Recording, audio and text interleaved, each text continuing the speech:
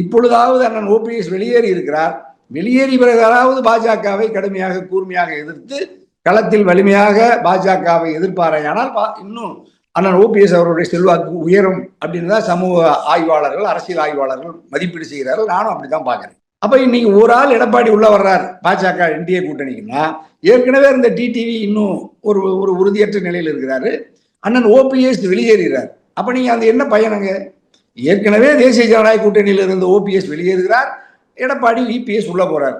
அப்ப எப்படி அந்த கூட்டணி வலிமை பெறும்? அப்ப நீங்க ஒரு மேற்கு மண்டலத்தில் ஒரு குறிப்பிட்ட சமூகத்தை பிரதிநிதித்துவப்படுத்துகிற ஒரு பொதுச் செயலாளர் அல்லது எடப்பாடி ஒரு இடத்துல பாஜகவுக்கு ஒரு பிளஸ் ஆகுனா, தென் மாவட்ட முக்குளத்து சமூகம் அல்லது தென் மாவட்டத்தை அவதை ஆதரிக்கிற லட்சக்கணக்கான மக்கள் அதிமுக பாஜக கூட்டணியிலிருந்து வெளியேறுகிறார்.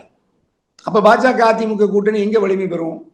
இந்த குறைந்தபட்ச வெளிப்படையோட ஆரோக்கியமான எந்த விவாதமும் எந்த அறிவிப்பும் இவர்களுக்குள்ள இல்லவே இல்லை.